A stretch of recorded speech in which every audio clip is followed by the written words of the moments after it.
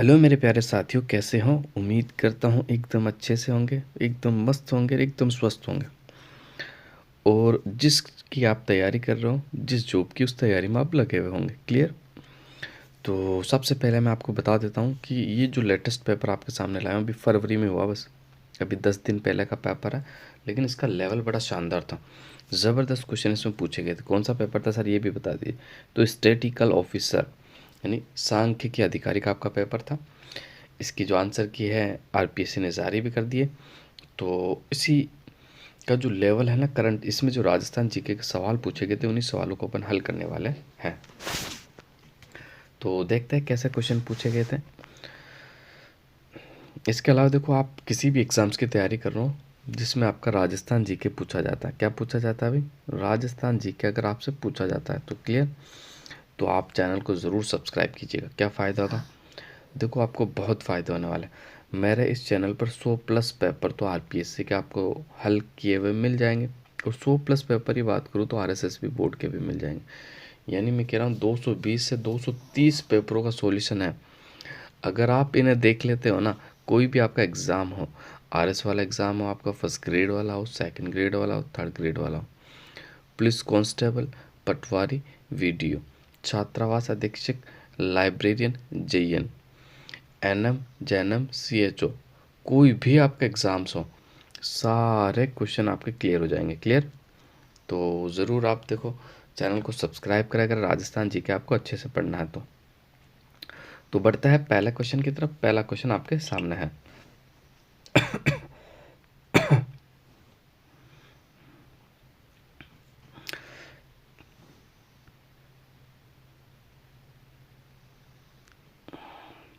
छप्पन का मैदान निम्नलिखित बेसिनों में किस में स्थित है, आपको बताना है।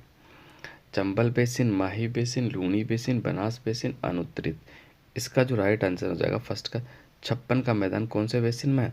तो आपके ऑप्शन नंबर 2 बिल्कुल आपका राइट आंसर हो जाएगा भाई। माही बेसिन में पड़ता है छप्पन का मैदान, आपका कहाँ पड़ता है? माही बेसिन के अंदर पड़ता है।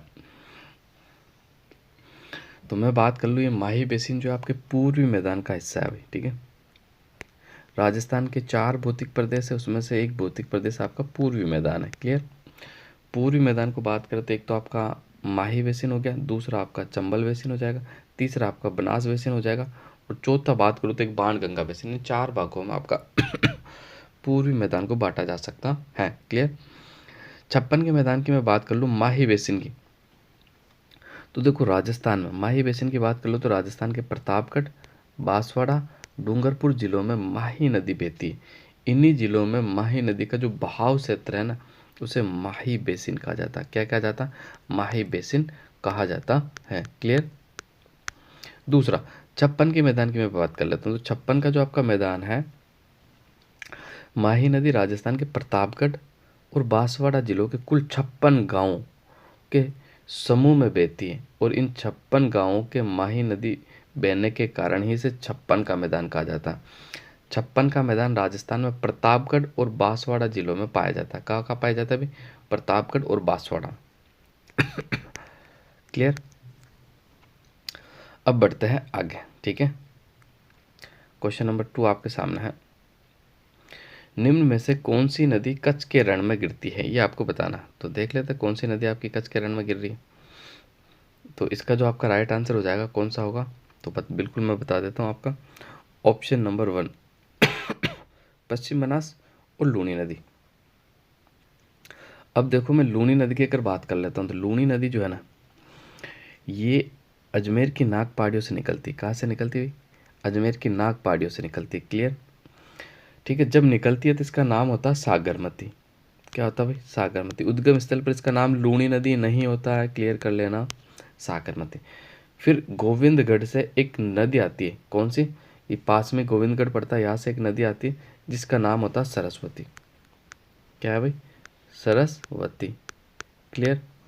ये दोनों नदियों की शाखा मिलने के बाद फिर ये लूनी नदी कहलाती है। ठीक है, फिर ये लूनी नदी के नाम से जानी जाती है, आगे दोनों शाखा मिलकर जाती है। क्लियर? इसके बहाव क्षेत्र की बात कर लो तो अजमेर से निकलकर दक्षिणी पश्चिमी राजस्थान में बहती है। ठीक है, सबसे पहले आपका नागौर में एंटर करती है, नागौर के बाद आपका जोधपुर, जोधपुर के बाद आपका बाड़मेर, बाड़मेर के बाद आपका जालौर। क्लियर भाई, अजमेर से नागौर, नागौर से जोधपुर, जोधपुर से बाड़मेर, बाड़मेर से जालौर बहकर ये गुजरात के कच्छ के जिले में जाकर कच्छ के रण में विलुप्त हो जाती है। क्लियर भाई, 5 जिलों के अंदर बहती है, मैंने बता दिया, क्लियर कर दिया। ठीक है, इसके अलावा देखो आपको ध्यान रखना, ये पूर्णतः बरसाती नदी है। कैसी नदी है भाई? बरसाती नदी है। क्लियर, क्योंकि जब बरसात आती है तब ये बहती है, बाकी ये नहीं बहती। इसकी लंबाई की मैं बात कर लूँ तो 495 किलोमीटर। इसकी लंबाई कितनी है? 495 किलोमीटर। इसकी एक खास विशेषता कि इसका जो पानी है ना, वो बालोतरा तक मीठा है बस। बालोतरा जो कि बाड़मेर में पड़ता है आपका, ठीक है, बालोतरा तक इसका पानी मीठा है, बाद में इसका पानी खारा हो जाता है। क्लियर, और एक बात आपको याद रखनी है, अगर वर्षा इस नदी में अगर तेज की बरसात होती है ना, तो बाढ़ का आएगा, बाढ़ भी बालोतरा में आएगा। अजमेर में तेज बरसात होगी तो बाढ़ आपका बालोतरा में आएगा। क्लियर, और इसी नदी के ऊपर पानी की पूर्ति के लिए जसवंत सागर बांध बना हुआ है। कौन सा? जसवंत सागर बांध। कौन सा बांध है? जसवंत सागर बांध आपका बना हुआ है। इसकी सहायक नदियों की बात कर लो तो देखो, इसकी सहायक नदी सूकड़ी, देखो सूकड़ी हो गई, मीठड़ी होगी, बांडी, खारी, जवाई, लीलड़ी, गुहिया, सागी। ये सारी नदियाँ जो है ना, सारी नदियाँ देखो एक बार वापस से बताता हूँ मैं। मान लो ये आपकी लूनी नदी है, ठीक है। अब देखो, अब इसके अंदर जो है ना, केवल एक जोजड़ी नदी जो है ना, वो केवल दाई तरफ से मिलती है। बाकी जितनी भी नदी है, सूकड़ी, मीठड़ी, बांडी, खारी, जवाई, लीलड़ी, गुहिया, सागी, ये सारी नदी आपकी कहाँ से मिलती है? तो सारी नदी आपकी बाई तरफ से मिलती हैं। ठीक है, बिल्कुल ये फैक्ट भी आपको याद रखना है। देखो इसके अलावा मैं और फैक्ट की बात कर लेता हूँ। तो पश्चिम मनास नदी के बारे में थोड़ा सा जान लेता अपन। पश्चिम मनास नदी है जो आपकी, देखो पश्चिम बनास नदी का जो उद्गम स्थल है ना, वो सिरोही के दक्षिण में नया सानवरा गांव से निकलती हुई। कहाँ से निकलती है? नया सानवरा गांव, ठीक है, के निकट अरावली पहाड़ी से होती सिरोही में बहकर ये गुजरात के बनासकांठा जिले में प्रवेश कर लेती है। ठीक है, फिर ये लिटिल रण कच्छ के रण में विलुप्त हो जाती है। गुजरात का जो डीसा नगर है, डीसा, कौन सा नगर? डीसा नगर इसी नदी के ऊपर बसा हुआ है, आपको याद रखना। गुजरात का डीसा नगर पश्चिम बनास नदी के ऊपर बसा हुआ है। इस नदी की प्रमुख सहायक नदियों की बात कर लो तो सूकली, सीपू, खारी, कुकड़ी। सूकली, सीपू, खारी, कुकड़ी इसकी मुख्य सहायक नदियाँ हैं। ठीक है, क्लियर। सूकड़ी नदी जो सिरोही जिलों के सिलारी की पहाड़ियों से निकलकर गुजरात में पश्चिम बनास में मिल जाती है। क्लियर, अब आगे बढ़ता है, अगला क्वेश्चन देख लेते हैं।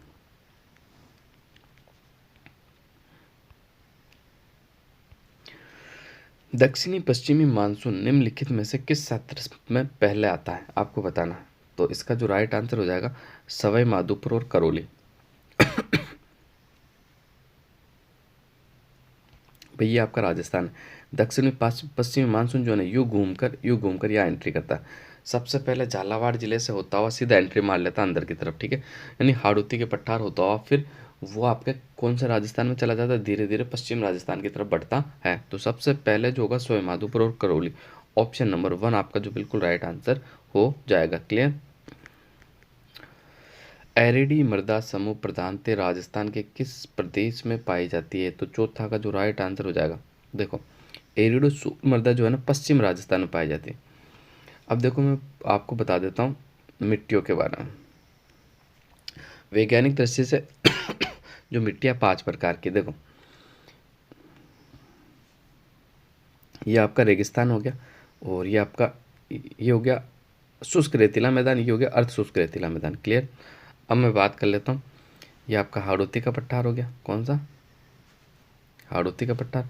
और यहाँ पर आपके देखो ये जा रही अरावली, ये जा रही अरावली। ठीक है, क्लियर। अब देखो एंटीसोल जो मृदा है ना, वो पूरे राजस्थान में पाई जाती है। Entisol, clear. कौन सी मृदा? एंटीसोल प्रकार की मृदा पूरे राजस्थान में पाई जाती है। जबकि एरिडोसोल, ये एरिडोसोल शुष्क राजस्थान में पाई जाती है। अब बच गई इंसेप्टिसोल। इंसेप्टिसोल मृदा अरावली के आसपास के जो जिले हैं वहाँ पाई जाती है। फिर वर्टिसोल प्रकार की मृदा ये आपके हाड़ौती के पठार में पाई जाती है। और अल्फीसोल, कौन सी मृदा? अल्फीसोल जो मृदा पाई जाती है वो पूर्वी मैदानी प्रदेश में पाई जाती है। भाई कितने प्रकार की मृदा मैं आपको वापस से बता देता हूँ। एक तो हो गया आपकी एंटीसोल,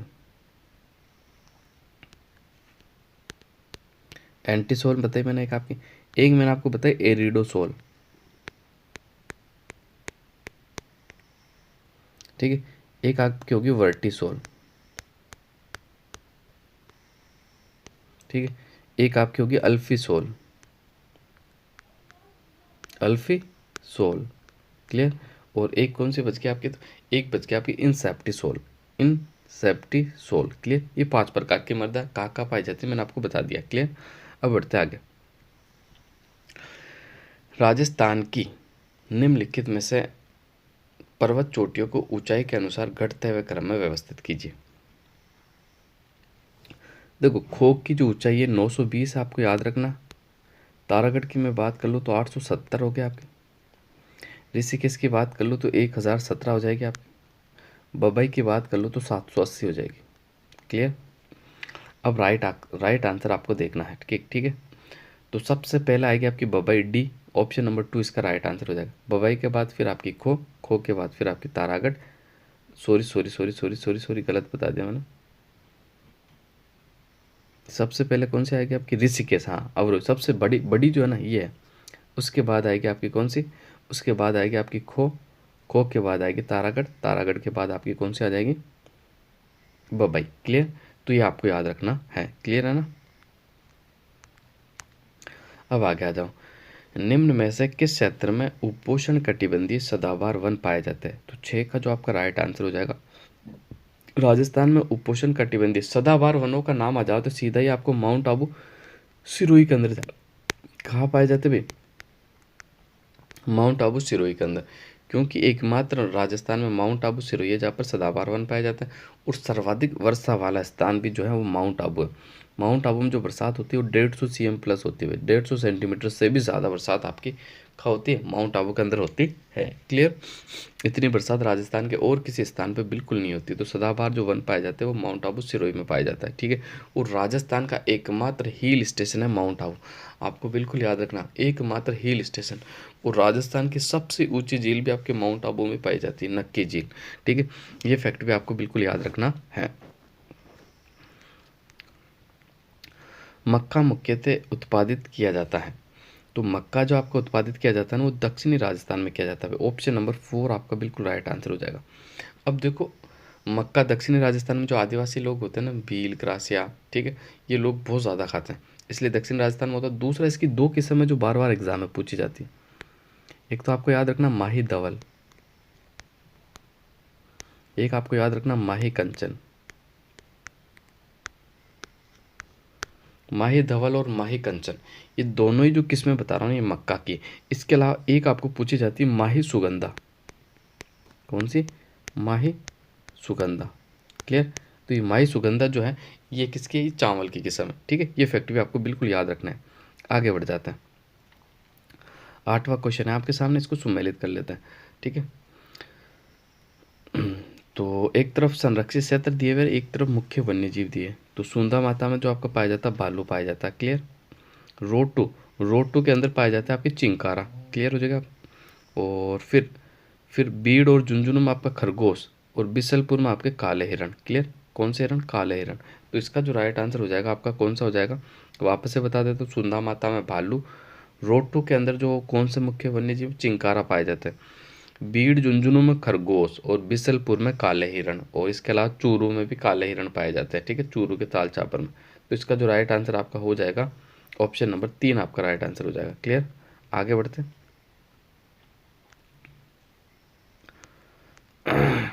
9वां क्वेश्चन है, निम्नलिखित में से कौन सा कारक राजस्थान में मरुस्थलीकरण से संबंधित है। तो 9 का जो आपका सही आंसर हो जाएगा बिल्कुल ऑप्शन नंबर 3, BCE। अब BCE में क्या क्या, पहला तो देखो आपका है अति पशुचारण, दूसरा आपका मृदा अपरदन, और ई है आपका वनों की कटाई। तो राजस्थान में मरुस्थलीकरण के कारक है ये, ठीक है, बिल्कुल आपको याद रखना है। 10वां क्वेश्चन आपके सामने है, सावन भादो सिंचाई परियोजना संबंधित है, कौन से जिले से संबंधित आपको बताना। तो इसका जो संबंध है सावन भादो कोटा जिले से संबंधित है भी, कौन से कोटा जिले से, बिल्कुल आपको याद रखना, ठीक है। सावन भादो सिंचाई परियोजना कोटा जिले से संबंधित है। लासी जो परियोजना वो 12 से संबंधित है, कहाँ से है भाई, 12 से, बिल्कुल आपको याद रखना है। सोम कागदर परियोजना का संबंध आपके कौन से जिले से, तो सोम कागदर परियोजना का संबंध जो है आपके उदयपुर जिले से, कौन से जिले से, उदयपुर जिले से। इसके अलावा नारायण सागर परियोजना इसका जो संबंध है आपका, ये नारायण सागर तालाब, ये अजमेर से, किससे? अजमेर से, बिल्कुल आपको याद रखना है। राजस्थान में निम्नलिखित में से कौन सा प्राकृतिक गैस पर आधारित विद्युत ग्रह है? तो 11वें का जो राइट आंसर हो जाएगा अंता। ऑप्शन नंबर 4 आपका बिल्कुल राइट आंसर हो जाएगा। क्लियर? निम्नलिखित में से कौन सी परियोजना राजस्थान की प्रथम पवन ऊर्जा परियोजना थी? तो 12 का जो आपका राइट आंसर हो जाएगा अमर सागर परियोजना। कौन सी परियोजना? अमर सागर परियोजना। कहाँ पर पड़ती है? जैसलमेर। कहाँ पर पड़ती है? जैसलमेर। क्लियर? आगे बढ़ते हैं। 2011 की जनगणना के अनुसार राजस्थान में कितने जिलों की कुल जनसंख्या में अनुसूचित जनजाति की जनसंख्या 28% से अधिक है? तो 13 का जो राइट आंसर हो जाएगा आपका, 13वें का जो राइट आंसर हो जाएगा 5 जिले। कितने जिले अभी? 5 जिले ऐसे, यानी ऑप्शन नंबर 2 जो आपका बिल्कुल राइट आंसर हो जाएगा। मूसी महारानी की छतरी का है? तो मूसी महारानी की छतरी आपकी अलवर में पड़ती हुई, कहाँ पड़ती? अलवर के अंदर पड़ती है। बिल्कुल आपको याद रखना, इसका निर्माण विनय सिंह ने करवाया था, बिल्कुल आपको याद रखना है। इसके अलावा 84 खंभों की जो छतरी पड़ती है आपकी बूंदी में पड़ती, कहाँ पड़ती हुई? बूंदी के अंदर। क्लियर? आगे बढ़ो। निम्नलिखित में से कौन सी बकरी की नस्ल है? कांकरेज, सिरोही, मालवी, सांचोरी। 15 का जो आपका राइट आंसर हो जाएगा सिरोही। कौन सी? सिरोही। ऑप्शन नंबर 2 जो है आपकी बिल्कुल राइट आंसर हो जाएगा। मिशन निर्यातक बनो राजस्थान में किस वर्ष प्रारंभ की गई थी? तो 16 का जो आपका राइट आंसर हो जाएगा 2021 में। मिशन निर्यातक बनो कब स्टार्ट हुआ था? 2021 के अंदर स्टार्ट हुआ था। निम्न में से कौन सा सही सुमेलित नहीं है? तो 17 की अगर मैं बात कर लेता हूँ तो ऑप्शन नंबर 3 आपका सही सुमेलित नहीं है। टंगस्टन आपका जो होता है ना वो डेगाना के अंदर होता है, जबकि ये जामसर जो है ना ये जिप्सम की सबसे बड़ी खानी है, ये बीकानेर में पड़ती है। तो इसका जो राइट आंसर हो जाएगा आपका ऑप्शन नंबर 3। यूरेनियम आपका रोहिल में होता है, फेल्सपार आपका मकरेड़ा में होता है, बेरिलियम आपका चंपागुड़ा में होता है। चंपागुड़ा आपका कहाँ पड़ता था? चंपागुड़ा पड़ता है आपका कहाँ पर? उदयपुर का। मकरेड़ा अजमेर में पड़ता है, रोहिल सीकर में पड़ता है। क्लियर? मानसून की विफलता के कारण कृषि आय की हानि में बीमा करने के लिए सूखा सुरक्षा कवच योजना संचालित की जा रही, किसके द्वारा? तो 18 का जो राइट आंसर हो जाएगा भारतीय कृषि बीमा इंश्योरेंस के द्वारा। ठीक है।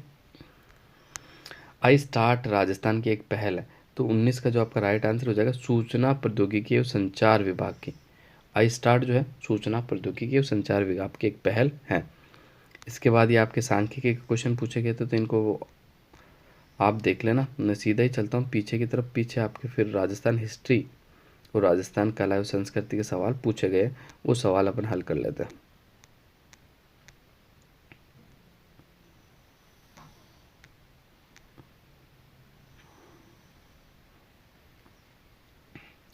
हाँ, यहाँ से स्टार्ट आपका।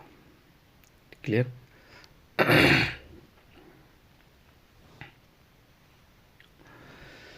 बड़वा यूप अभिलेख संबंधित है मौर्य वंश से, मौर्य वंश से, परमार वंश से, खिच्ची वंश से। तो इसका जो आपका राइट आंसर हो जाएगा बड़वा के यूप अभिलेख जो है मौर्य वंश से संबंधित है। कौन से वंश से संबंधित है? मौर्य वंश से। कहाँ मिले थे? कोटा में। ठीक है, बिल्कुल आपको याद रखना। बड़वा यूप अभिलेख कहाँ है? कोटा के अंदर है। क्लियर? और इनका जो संबंध है वो मौर्य वंश से है। अगला क्वेश्चन देखते हैं। निम्नलिखित में से चौहान शासकों में से हर्षनाथ के मंदिर का निर्माण किसने करवाया था? चंदन राज, अजयराज, गोवक प्रथम और वाकपति राज। तो इसका जो राइट आंसर हो जाएगा 132 का बिल्कुल ऑप्शन नंबर 3। गुवक प्रथम के द्वारा, किसके द्वारा भाई? गुवक प्रथम के द्वारा हर्षनाथ का मंदिर का निर्माण करवाया गया था। ठीक है, हर्षनाथ का मंदिर कहाँ पड़ता था? सीकर में पड़ता है। कहाँ पड़ता? सीकर में। शासक पंजन देव यानी पंजवन निम्नलिखित में से किस राजवंश से संबंधित है? तो 133 का जो राइट आंसर हो जाएगा कच्छावा राजवंश से संबंधित। तो ऑप्शन नंबर 4 आपका बिल्कुल राइट आंसर हो जाएगा। देखो, कच्छावा राजवंश की मैं बात कर लूँ तो कच्छावा राजवंश के आपकी सबसे पहले जो शासक हुए थे वो हुए थे दूल्हे राय। कौन हुआ था भाई? दूल्हे राय।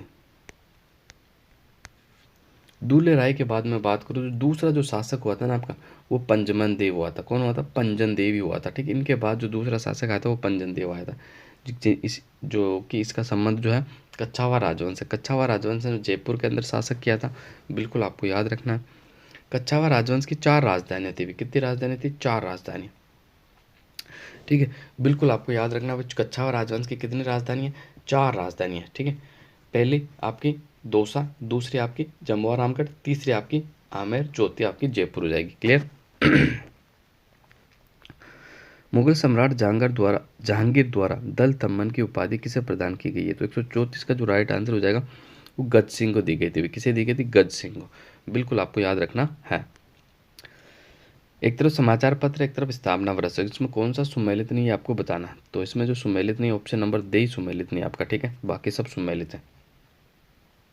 क्लियर हो गया भाई। क्योंकि त्याग भूमि का जो स्थापना वर्ष है ना वो 1927 है। कितना है? 1927, ना कि 1929 है। और बाकी नवज्योति 1936 में निकला था, नवजीवन 1939 में, लोकवाणी समाचार पत्र जयपुर से 1943 में निकलता था, ठीक है, देवी शंकर तिवारी के द्वारा। क्लियर है ना। और त्याग भूमि समाचार पत्र जो है आपका वो किनका? हरिभाई उपाध्याय का है। किनका है? हरिभाई उपाध्याय का। अगला क्वेश्चन 136वां क्वेश्चन देखते हैं। निम्नलिखित में से कौन बीकानेर प्रजामंडल आंदोलन से संबंधित है? मग्गाराम वेद, भिक्षालाल बोहरा, लक्ष्मण दास स्वामी। तो ये तीनों का ही संबंध आपके बीकानेर प्रजामंडल से बिल्कुल है। तीनों ही बीकानेर प्रजामंडल से आपके जुड़े हुए थे। बीकानेर प्रजामंडल की स्थापना जो हुई थी 1936 में हुई। कब हुई? 1936 में। बिल्कुल आपको याद रखना है, 1936 में। और बीकानेर प्रजामंडल की जो स्थापना हुई थी वो कलकत्ता में हुई थी। कहाँ हुई थी? कलकत्ता में। अगला क्वेश्चन, प्राग ऐतिहासिक स्थल बागोर का सर्वप्रथम उत्खनन का निर्देशन में किया गया था। किसके निर्देशन में किया गया था ये आपको देखना है। तो 137 का अगर अपन सही आंसर की बात कर लेते हैं तो वीएन मिश्रा के निर्देशन में इसका उत्खनन किया गया था। और बागोर जो है यहाँ पर पशुपालन के प्राचीनतम साक्ष्य प्राप्त हुए। भाई पशुपालन के प्राचीनतम साक्ष्य आपको यहाँ मिले हैं, ठीक है। तो बिल्कुल आपको याद रखना, बागोर कहाँ पड़ती है? तो बागोर भीलवाड़ा में पड़ती है। राजस्थान में राज प्रमुख पद कब समाप्त किया गया? 138 का जो राइट आंसर हो जाएगा 1 नवंबर 1956। फिर राज प्रमुख का पद कब समाप्त किया गया? 1 नवंबर 1956 को। फिर राज्यपाल का पद सर्जित कर दिया गया। फिर राज्यपाल बनने लगे। पहले राज प्रमुख बनते थे, फिर 1 नवंबर 1956 से राज्यपाल बने। राजस्थान के पहले जो राज्यपाल है वो गुरुमुख सिंह निहाल सिंह है। गुरुमुख निहाल सिंह है। कौन है? गुरुमुख निहाल सिंह, ठीक है। और सर्वाधिक अवधि तक रहने वाले भी गुरुमुख निहाल सिंह, ये आपको याद रखना, ठीक है। 139वां क्वेश्चन आपका, कौन सा समूह सुमेलित नहीं है? देखो, अंगोटिया, कर्णफूल, पीपल पत्रा, जेला, ये तो बिल्कुल सही है। ये कान के अंदर पहने जाते हैं। क्लियर। कान के आभूषण हो गए। तिमणिया, तुलसी, बजट्टी, हालरो, ये गले में पहना जाता है, गला। कंगन, नोगरी, गजरा, ये हाथ के हो गए, लेकिन ये नेवरी पैर का दे दिया तो यही सुमेलित नहीं हुए, ऑप्शन नंबर 3। बाकी लंगर, पायल, नुपुर और झांझर, देखो ये तीनों ही, ये चारों जो है नीचे वाले ये पैर में पहना जाता है, ठीक है। लंगर भी पैर में पहना जाता है, इंपॉर्टेंट है, बिल्कुल आपको याद रखना। लंगर आभूषण कहाँ पहना जाता है? पैरों में, ठीक है। नेवरी कहाँ पहना जाता है? पैरों में। कंगन, नोगरी और गजरा ये हाथों में पहना जाता है। क्लियर। तो ऑप्शन नंबर 3 इसका आपका राइट आंसर हो जाएगा। प्रथम बार पुत्र के जन्म के अवसर पर बालक और उसके परिवार को नलियान पक्ष के द्वारा वस्त्र और आभूषण दिए जाते हैं, ये रिवाज क्या कहलाता? तो 140 का जो राइट आंसर हो जाएगा ये जामना कहलाता। क्या कहलाता?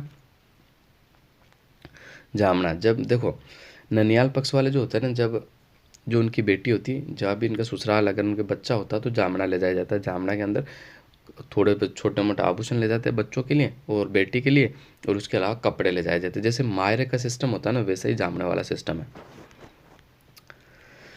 निम्न में से कौन सा मेला सही सुमेलित नहीं है? कैला देवी का मेला करौली सुमेलित है। कपिल मुनि का मेला ये सुमेलित नहीं है। कपिल मुनि का मेला तो आपका बीकानेर में लगता है। कहाँ लगता? कोलायत, बीकानेर। क्लियर है ना। और कार्तिक पूर्णिमा को लगता है। कब लगता? कार्तिक मास की पूर्णिमा को लगता है।